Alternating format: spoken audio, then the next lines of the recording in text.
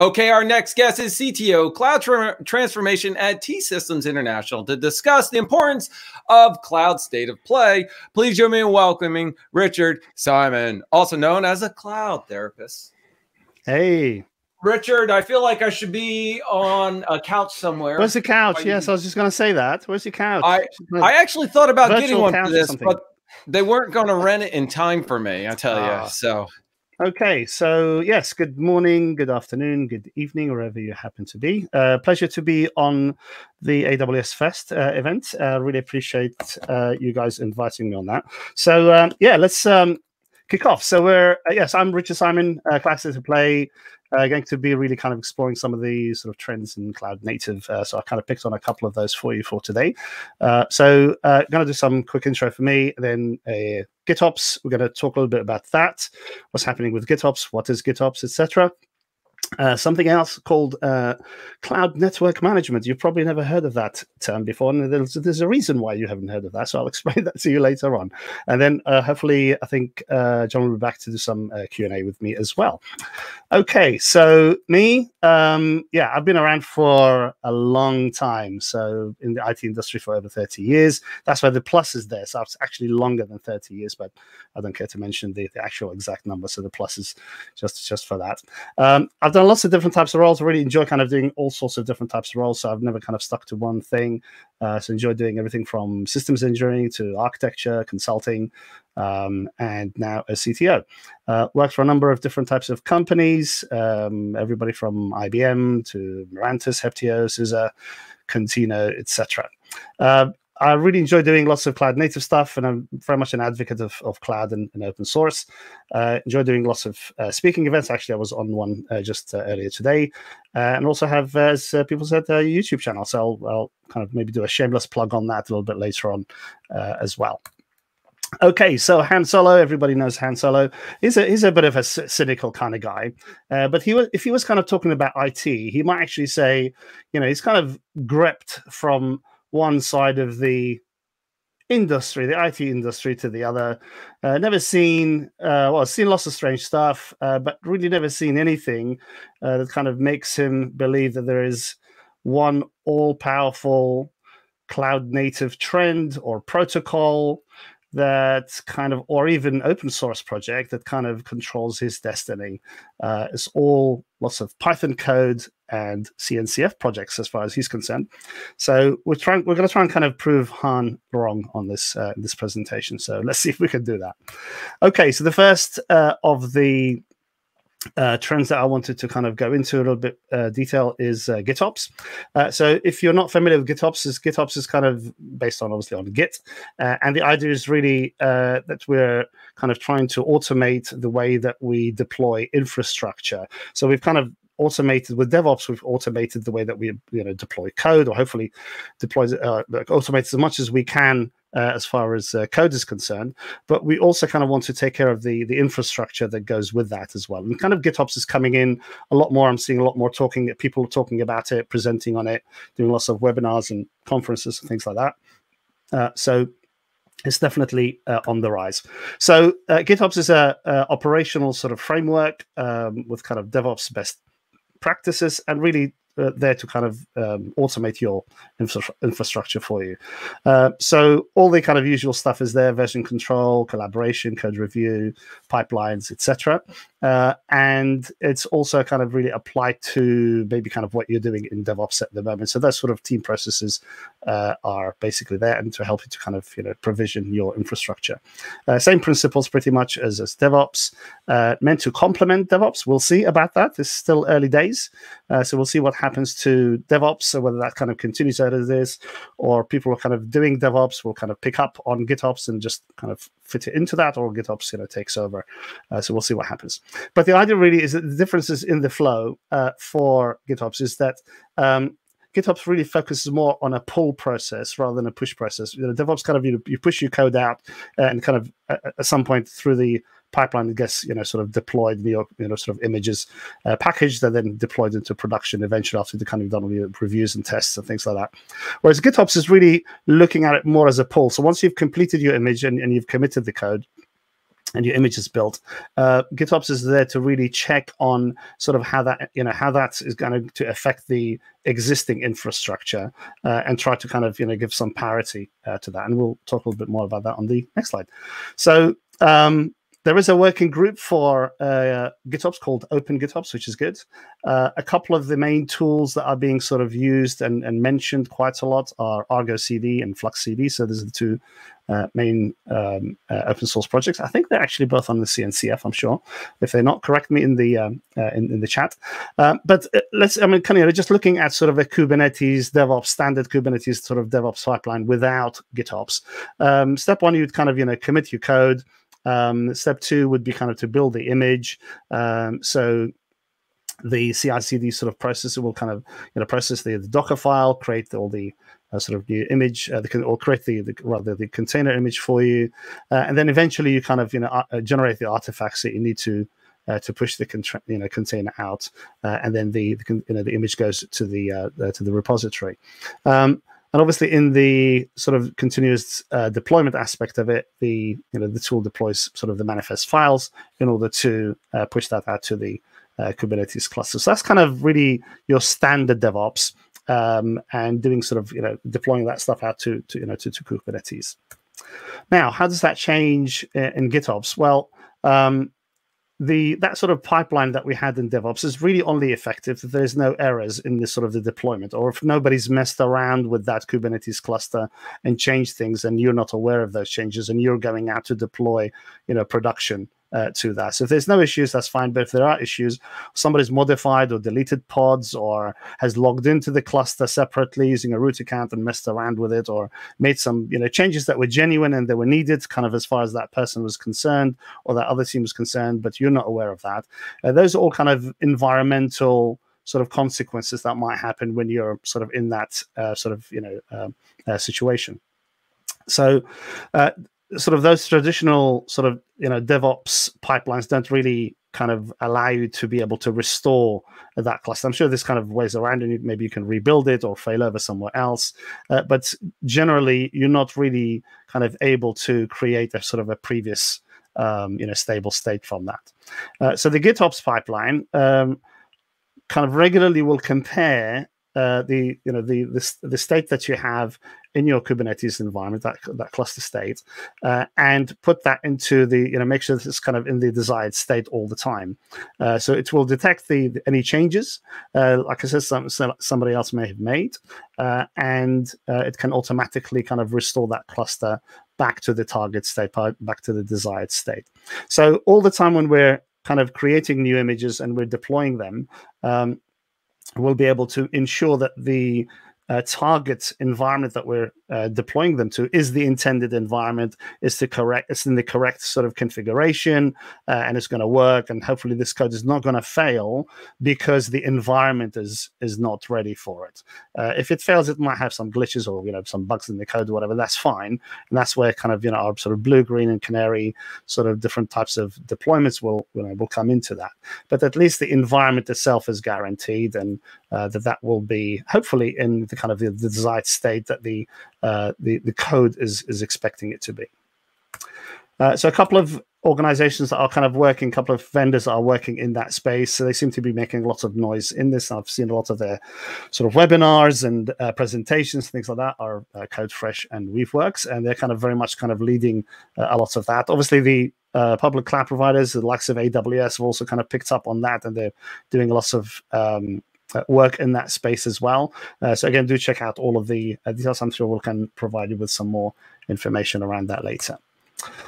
Okay, cloud network management. So what is cloud network management? Well, it's not really an industry term. I kind of borrowed it from cloud data management. So the likes of Rubrik and Veeam and Commvault and people like that talk about cloud data management. But because networking is becoming more complex, I thought we'd maybe kind of coin a new term. So if you've not heard of the term, that's because it's my copyright. And if you've kind of want to use it, you have to ask for permission. Well, just a joke. But seriously, the idea really is that because of the way that we're doing networking, our environments in the cloud are growing. They're getting more complex all the time. We can't really kind of just go around doing Terraform scripts and building things by hand and and sewing things together. There needs to be that sort of ability to manage the network and do all the other extra, good stuff that management tools were able to do in the data center, and we're kind of a little bit lacking in that space. Sure, the likes of AWS provide all of that. There's lots of kind of network managers, access control lists type of tools. CloudWatch will kind of help with that, and so on. But we really need something. If you're kind of in a multi-cloud environment, you also need something that's kind of maybe going to straddle all of those sort of environments and be able to hook into things like CloudWatch and all the other great tools that AWS provides as well. So not that many solutions out there at the moment. And really, this sort of thing is getting out of hand. There is, again, sort of no governance around that. And I've sort of talked to lots of CXOs all the time, and this kind of discussion is always part of the sort of things that we discuss, because we really need to make customers aware that they need to be kind of building all of this stuff into their strategy and into their cloud operating model. So we need those sort of tools and standards. I think that's really important for us to be able to apply policies sort of into those sorts of things. And networking, obviously, in the cloud is really important. Okay, so I had an opportunity to speak to Aviatrix, which is one of those companies doing that. And I was at the AWS Summit in Berlin and had an opportunity for them to actually give me a demo. And I thought that the solution they had was really, really good. This is not a plug for them. I'm not affiliated or anything, but I just was, really impressed with the solution that they had. And they seem to be going in that sort of cloud network management direction. This guy called Simon Richard, and it's no relation, and it's not me with my name in reverse, by the way. He is actually apparently a proper person from Gartner. I did look him up on LinkedIn. So he's basically kind of reflecting the same thing in terms of, the public cloud networking sort of, requiring sort of central management and so on. So how can we do that? The solution will be really around what Aviatrix would call cloud network security. So they're almost there. They're almost kind of predicting what I was going to call it, cloud network management. They're nearly there. I'm sure I can probably convince them with an email or two. But basically, the idea is that it's a multi-cloud support platform. It has access control, common access controls, API driven, etc. So there is common sort of operational visibility on their platform. In terms of all the public clouds, and you can obviously control all of that. A lot of the stuff that you do in terms of the design is repeatable, so you can apply it somewhere else. Once you've done it once, you can kind of template it and apply it somewhere else. So that's really good as well. And you have basically a singular data plane, common network data plane across everything, where you're basically able to apply all of that. And obviously they have hookers into all the sort of the major sort of observability and IAM providers, security providers, firewall providers, etc. They can hook into that and also give you lots of connections into that. The likes of sort of AWS, they have lots of connectivity into CloudWatch and all the other sort of tools that AWS provides. So again, really complementary sort of platform. Obviously, like I said, they're not necessarily the only ones there. But yeah, I really like their sort of solution. And it was very much close to the idea that I had in mind as well about cloud network management. And you have obviously access control of lots of things. They also provided a really nice GUI. So that was quite impressive in terms of the way they showed relationships between everything from clusters to pods to containers and various other things, as well as actually looking back at the data center. So it was like a hybrid platform, which was a hybrid solution, which is really impressive. Okay, so I think we have impressed Han Solo. After all, he's probably got nothing to say, so we've probably proven him wrong. There is lots of stuff going on, and yeah, these were the kind of the trends that I wanted to mention to you guys. So hopefully you find that useful. One other thing. Do check me out on YouTube, Cloud Therapist. So just search Cloud Therapist for my YouTube channel. Do lots of interviews, demos, debates, things like that, various different types of subjects. Feel free to subscribe. And if you actually want me to kind of do something on a particular, sort of subject, just let me know. Drop me a comment, send me an email, connect with me on LinkedIn. And that's me. Thanks, Richard. Actually, that was perfect timing. It's like we planned it, but we didn't plan it because that ended right for some questions. So, Richard, why is cloud native management all of a sudden a thing?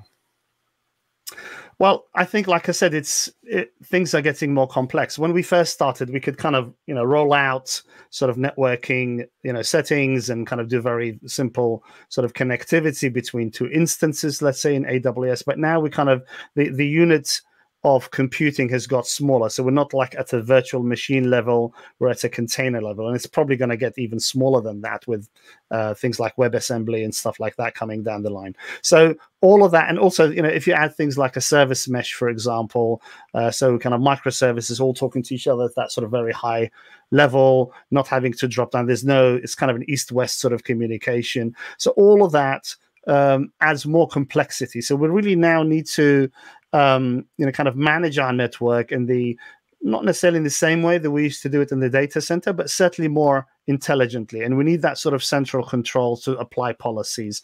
And if you are going to, again, we've talked a lot about multi-cloud, today.